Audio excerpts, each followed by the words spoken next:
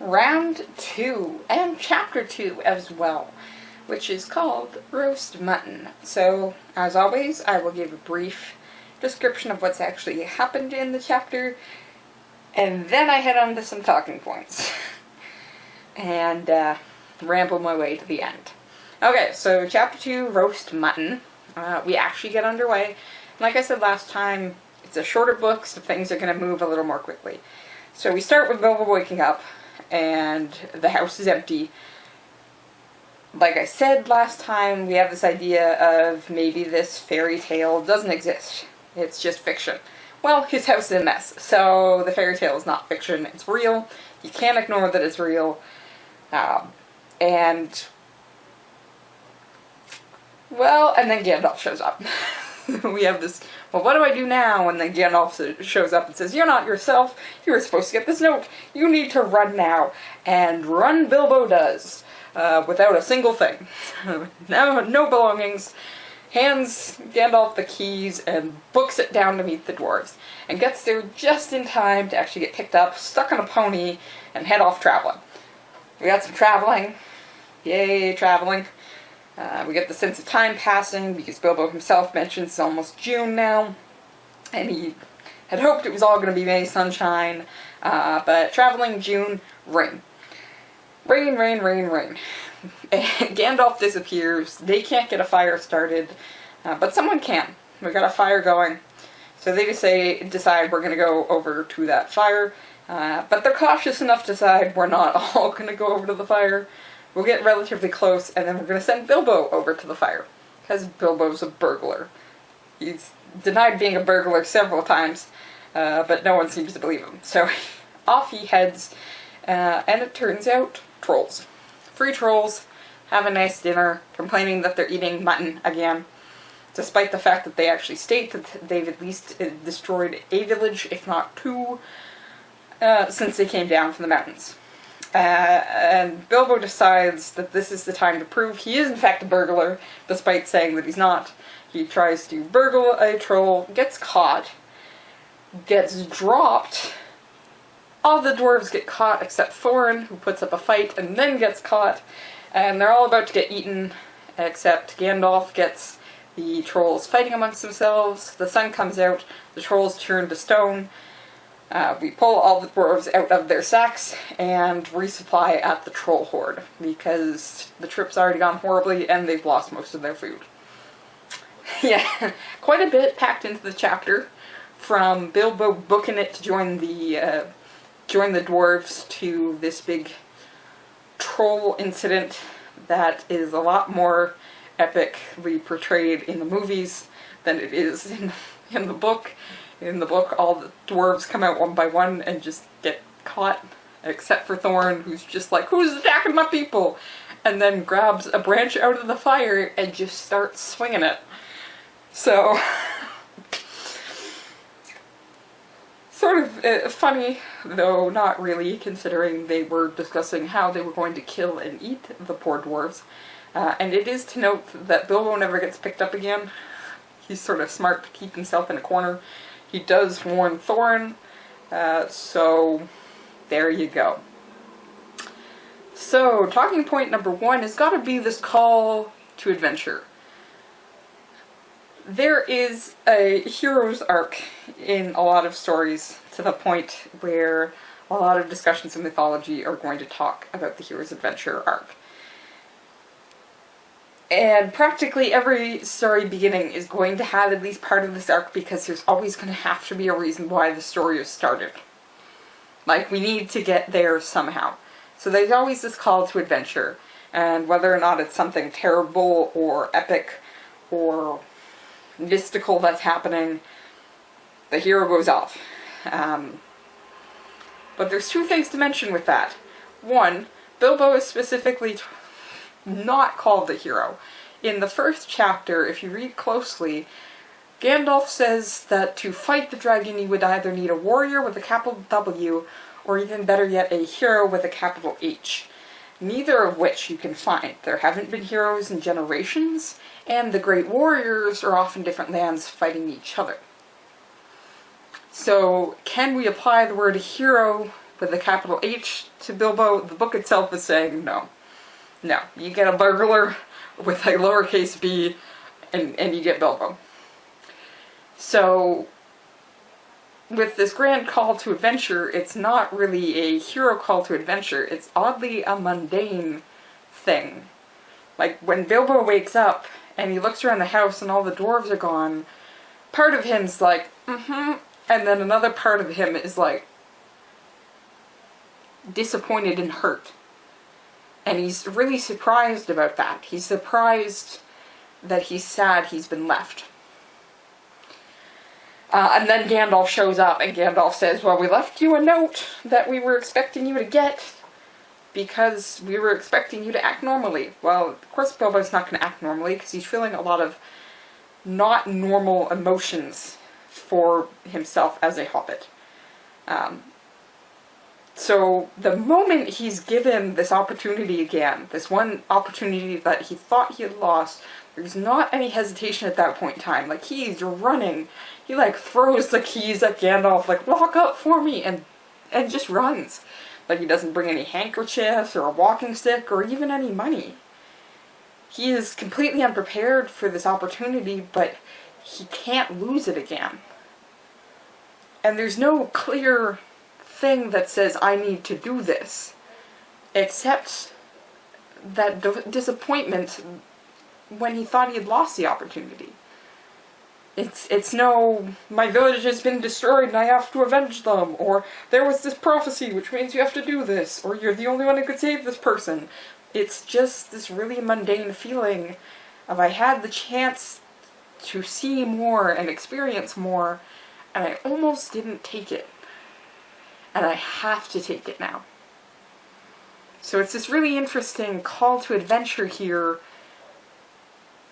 that I think a lot of us experience every day. It's this call to adventure which is, should I do it because I'm scared? A lot of things can go wrong and that's scary. Maybe I'd prefer to stay in my house. And then if you make that choice, there's always that little whisper in the back of your head that says you could have done great things or seen so much and gotten to know so many more people. And that's the call to adventure Bilbo gets, that little voice that says, why did you miss that opportunity? And then Gandalf shows up again and he says, I can't miss this opportunity. So I think in that one there's some lessons we can learn from Bilbo, which is take up some of those opportunities a little more, though maybe remember to pack properly before you do. Thankfully, the dwarves are hospitable in lending him some traveling hoods. A traveling hood, slightly weather-stained. That's beside the point, they're at least nice enough to do that. And Balin, in fact, is very polite when he shows up right on time. Just like, knew you'd be here, wasn't a doubt, let's go, get on a pony. Like, oh, okay, we're doing this. And we are doing this. We are off on this adventure, and Bilbo's on this adventure. Why? Because he wants to see a little more of this world. He's got this bug in him now from his Chookish side where he wants to see the mountain and the waterfalls and the forest that he's going to be passing through. But there is always a want and then a need when it comes to characters. And the want and need are usually connected. So we know he wants to see more of the world. We need to try and parcel out what the need is. Does he need to find the courage to do that and do more than that? Is it that he needs to get out of his comfort zone? Does he need to learn to help other people? It's ruminating in the back of my head right now about what Bilbo's need is here versus his want. But it's there, and it's going to be there. We just have to figure it out. And then we run into the first obstacle, main obstacle, big obstacle we discussed. They're little obstacles, like one of the ponies getting swept away, and they save the pony, but they lose everything else, and Fili and Kili almost drown because they're trying to save the pony. And then Gandalf disappears, and then trolls. And I just find this really funny because, of course, we've got this image of internet trolls now, and I tend to go back to Tolkien trolls, of all these guys arguing with themselves, and then sort of arguing with other people, but not really knowing who the enemy is, which is what arguing with trolls feels like, especially when trolls try and troll each other, which I get the feeling happens more often than you'd think. Now, so we run into the trolls, and this is sort of the first big test that we get that practically everybody fails. Because Bilbo decides he needs to prove himself as a burglar in, like, the worst possible situation for proving himself as a burglar.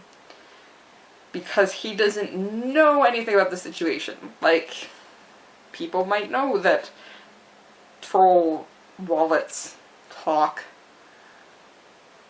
but Bilbo decides now is the time to pick some pockets, and gets caught rather than warning the dwarves. But Bilbo is not the only one who fails in this situation, because the dwarves lose a member of their party and then proceed to walk one by one into that situation. It is only Thorin realizing when he loses his entire party, and then Bilbo yells a warning that he's just like, right. When you lose a member of your group to a suspicious situation, you should be suspicious of the situation. So all the other dwarves have sort of failed in this test as well, for not assuming that something was terrible was happening, which is why Bilbo had disappeared. So Thorin sort of passes this, because he comes in to fight, but again, 3 dwarves versus one dwarf versus 3 trolls is not super good, like, competition-wise, and he eventually gets caught. But he is trying to save his people, so at least he's getting involved in this situation for the correct reason, which arguably Bilbo was not.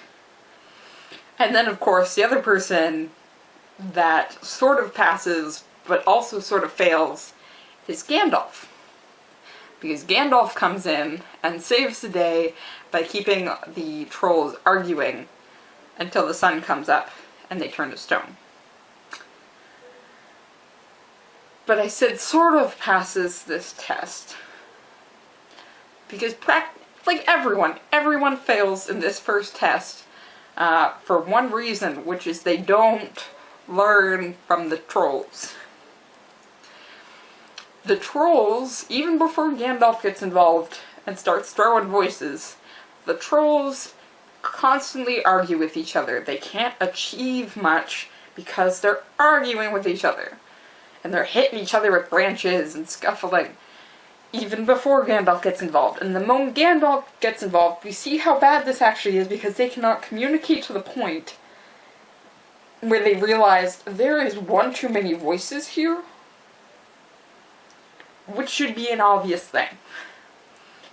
But they constantly argue so much that that communication error isn't picked up, because they don't communicate properly. So the lesson we should be learning from the trolls is, 1, if it's a suspicious situation, act suspicious of the situation and act cautiously, and 2, learn to communicate with each other. Now, there are failures in communication before we meet the trolls that we see mirrored in the trolls. Gandalf fails to bother to inform the dwarves that he's going to go look ahead. He just disappears, which is rude. And Gloin and Oin are constantly noted for having argued about the fire, which is actually what prompted all the other dwarves to decide we're going to go see that fire. It's Gloin and Oin arguing, so the other dwarves want to get away from them rather than stopping the argument. But how we know that this test is failed is the troll horde. So what actually happens is, following the trolls turning to stone, they follow the footprints back and find the troll horde, but the troll horde is blocked and locked. And then, rather than turning to the group and saying, I don't suppose anybody found a key, or knows about a key, or knows how to get in. They just bash their head against this door, and constantly, all of them, including Gandalf, who's trying to use magic, despite the fact that Bilbo has the key. So that's an error of communication. None of the dwarves or Gandalf have bothered to say, hey, does anyone happen to find a key? But it's also a failure of communication on Bilbo's part, because Bilbo doesn't say, hey, I think I might have the key, until they are completely, deeply frustrated. Which is never the point you want to start communicating at. You want to start communicating when everyone is calm and listening. So we've got errors of communication here, because the dwarves aren't listening, but Bilbo's also not speaking when he needs to. And maybe that's part of, again, wanting to fit in, which prompted him to try and burgle the trolls in the first place. But there needs to be some improvement here, or this entire quest is gonna fail. If they can't get by the first obstacle due to a failure of communication on multiple levels, I don't think we're gonna beat a dragon. Like, if we need Gandalf to swoop in with funny voices, and even then, Gandalf failing to communicate, oh yeah, I went to look ahead until after the fact. Communication is key. Bilbo and the dwarves just don't have it yet. And the trolls are there sort of for us to see that, and to point out, this is important. You need to learn to talk to each other or you're gonna be turned to stone. Or dead. Dead is probably, it's the same thing, but dwarves and hobbits don't turn to stone. Trolls evidently do. I also just want to point out that a lot of creatures and races and people have magic of their own. Like the trolls have talking purses. And even the dwarves seem to have something. When they bury the troll hoard, they apparently put a bunch of enchantments on it. And of course the elves have something, because they find some elven swords. The hobbits supposedly don't. But the Tooks might have some fairy blood in them. So it's sort of interesting, because we get this idea that Gandalf has a wizard. Magic is sort of Gandalf's forte, and he might be stronger in it.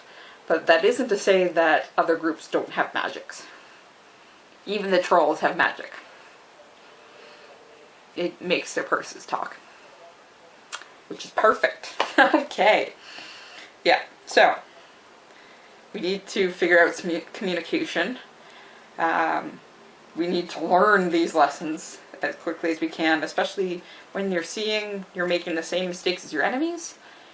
And we as readers need to try and keep an eye on Bilbo's need as it appears throughout the novel. We think we know his want, because he's gone running out of his hobbit hole to go on an adventure, but why he needed to do that isn't always the same as that want. So, our hobbit and dwarves are off on their adventure. They've survived the trolls. Will they survive what's next? Which is elves. Ooh, I'm excited. I'm going to keep reading, and I hope you do too. See you next time.